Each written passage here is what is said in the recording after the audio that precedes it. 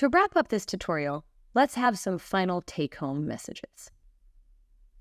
In this tutorial and the intro video, we have covered phenomenal consciousness versus intelligence, behavior, and neural activity, the hard problem of consciousness and whether it even exists at all. We've talked about many theories of consciousness, and then based on those theories, we talked about some computations that might be associated with or give rise to consciousness and how to program them into toy simulations. So have we actually solved anything? What is the state of the field of consciousness science right now? How do we know what we should be building into AI to make it conscious, or what to avoid to ensure that it does not have consciousness? Let's bring Hop One back one more time for some closing big picture thoughts on the field of consciousness science in general. So outside of this course, you may hear from people in the popular media saying that the modern studies of consciousness was revived or even really started only in the 1990s. In fact, some active researchers also say so sometimes. But of course, this cannot be true. The term blindsight was coined decades before that, based on empirical observations made even much earlier. Other highly relevant phenomena like amnesia, like split brain patients, where the corpus callosum was cut to contain the effects of epilepsy, leading to quite surprising impact on consciousness. These were also studied very much early on, over a century ago. And there were also conferences, etc., on consciousness, well before the 1990s. So what really happened in the 1990s then? Well, what happened was several Nobel Prize winners, namely Francis Crick, Jared Edelman, and Roger Penrose. The last one, Penrose, didn't have a Nobel Prize back then, but now he does. They gathered together and they called for a concerted effort to study consciousness as one of the last frontiers of all of the natural sciences. With that, one of the consequences is that some people take it to mean that we should use an approach like theoretical physics to address the problem because it's such a foundational problem in the natural sciences. But of course, as you know, theoretical physics was built on a very solid empirical foundation since the days of Newton. In consciousness or neurobiology in general, things are just very different. We don't have these very robust basic laws that we can extract, and then we can just do mathematics to derive further facts from that. And the other consequence is that they made a huge splash in the media, and that might be an even more significant fact.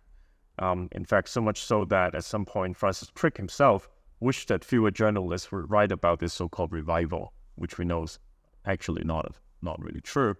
But the media attention was just too much. With so much media attention, the good thing is journal editors also become very impressed. So it paved the way for people like myself to enter the field, because publishing empirical work on the topic in good journals become doable. But the downside is it created this culture where public engagement of science, which is otherwise usually a very good thing, became really very dominant in the field. So basically, through appealing to general public rather than to peers and to critics, one can basically get to influence very important scientific decisions, including editorial decisions or funding allocation. And of course, journalists love impactful sound bites because they just do the job, and it's driven by the fact that the general public generally is very intrigued by big ideas.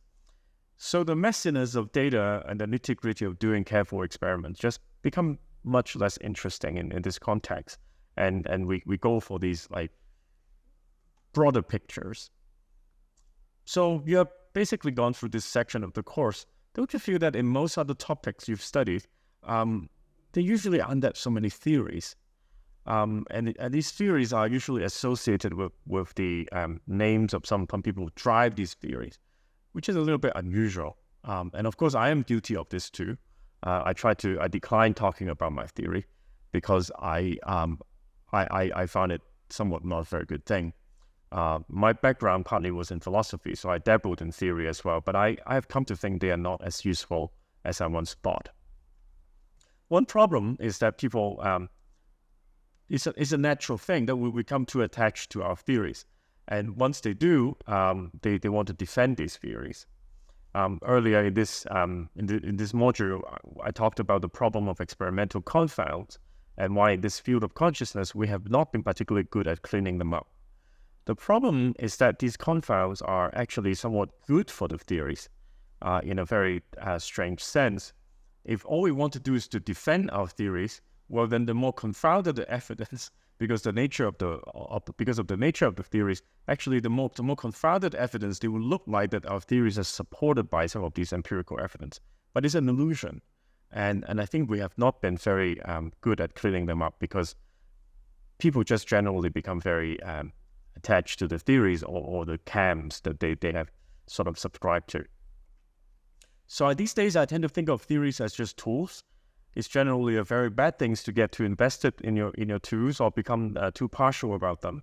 So please be careful, be skeptical. I feel that this field is actually very good to practice, a very good opportunity to practice your critical thinking skills. There are a lot of debunking that we need to do. There are many big ideas, maybe too many of them, and please be careful. Don't get too excited about them too easily. We need to be prepared to shoot down actually most of them, if not all of them. And this is how we get the science done. Thank you. And to add to what Hak-Wan is saying in the context of this course, one worry is that some of the challenges that we face when studying consciousness in biological agents are going to show up in neuro-AI and AI in general. It's easy and tempting to get caught up in the excitement of the field. There are a lot of really smart and capable researchers and engineers working on artificial intelligence. But sometimes we see those same people making claims like, if it's intelligent, it must be conscious. You may have even seen some of these claims in the media yourself about how large language models might be conscious, or maybe other kinds of models too. But after today's lessons, you now know a little more about how hard it is to study this, and how to think critically about these claims, and also how to think about what kinds of work we might need to undertake to make real progress on consciousness science in artificial intelligence, and also in other systems too, like organoids, animals, or humans. If you are hooked and want to do more, you can also check out our bonus content on the difference between so-called forward and reverse tests for consciousness. In essence, if your AI actually were conscious, how would you know? But if you don't have time or you want to come back to that later, let's move on to tutorial 2.